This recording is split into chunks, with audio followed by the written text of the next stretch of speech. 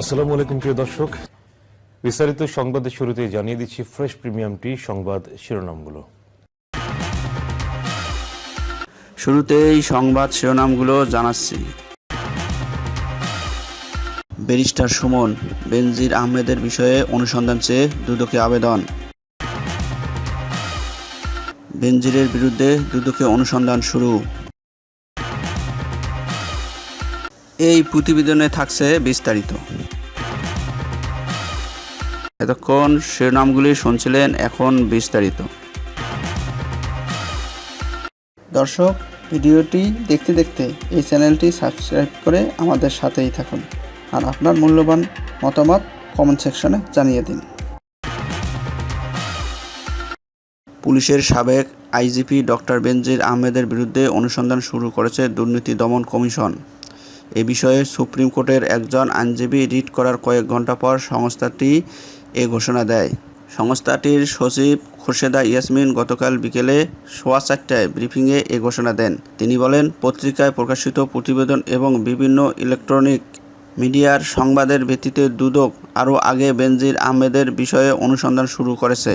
যখন পত্রিকায় প্রতিবেদনগুলো প্রকাশিত হয়েছে তখন দুজন কমিশনার ছিলেন দেশের বাইরে। এর পরপরই চলে এলো ঈদ।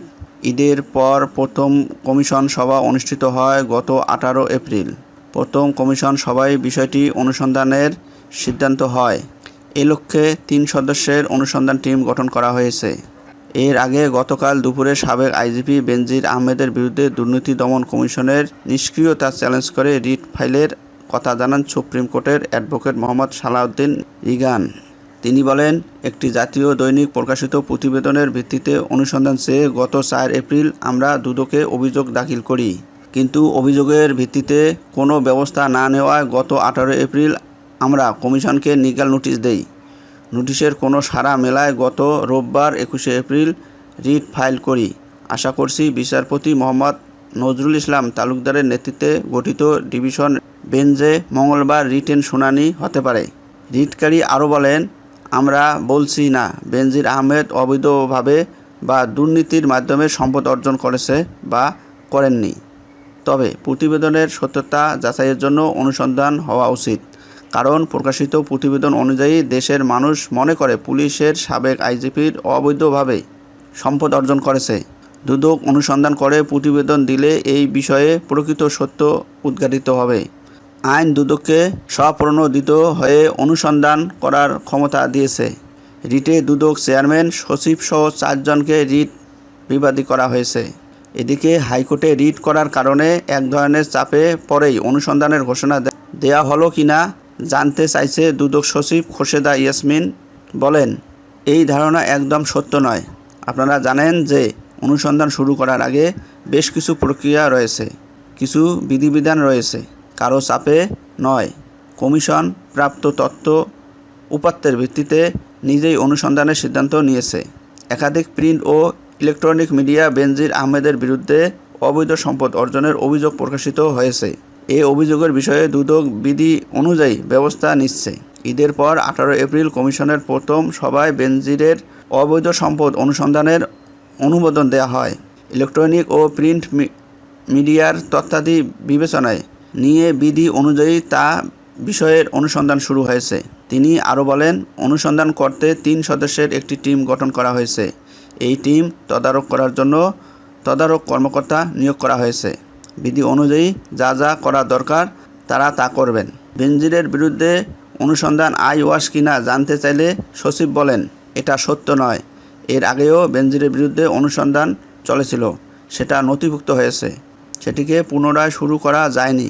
কেন জানতে চাইলে সচিব এ প্রশ্নের সরাসরি জবাব না দিয়ে বলেন, গণমাধ্যমে প্রকাশিত হয়েছে তার বিরুদ্ধে অনুসন্ধান শুরু হয়েছে। এর আগে গত রোববার হবিগঞ্জ 4 আসনে এমপি ব্যারিস্টার সৈয়দ শাহেদুল হক সুমন ও বেনজির আহমেদের বিষয়ে অনুসন্ধান চেয়ে দুদককে আবেদন দেন। পরে সাংবাদিকদের বলেন, বেনজির আহমেদ বাংলাদেশ পুলিশের 30তম আইজিপি ছিলেন। 2022 সালে 30 সেপ্টেম্বর তিনি অবসরে যান। চাকরিতে থাকাকালে তার স্ত্রী ও মেয়েদের নামে তিনি বিপুল পরিমাণ সম্পদ অর্জন করেছেন বলে খবর প্রকাশ হয়েছে। এসব সম্পদ তার আয়ের সঙ্গে সঙ্গতিপূর্ণ নয়।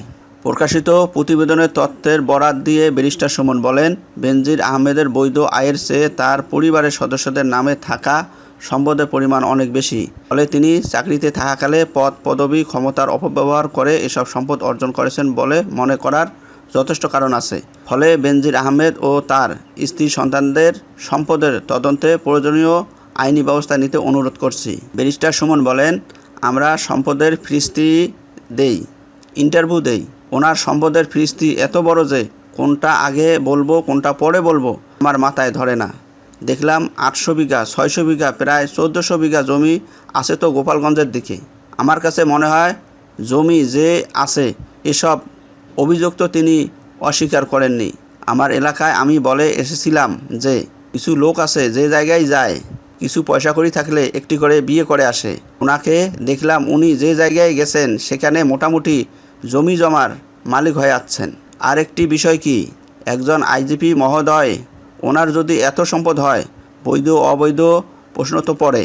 ওনার 34 বছরের কর্মজীবনে বেতনসহ পাওয়ার কথা 1,74,00,000, প্রায় 1.25 কোটি টাকা। 1.25 কোটি তো ওনার বেতন ভাতা মিলে, আর ওনার বউ আর মেয়ে মিলে মাশাল্লাহ প্রায় কয়েকশো কোটি।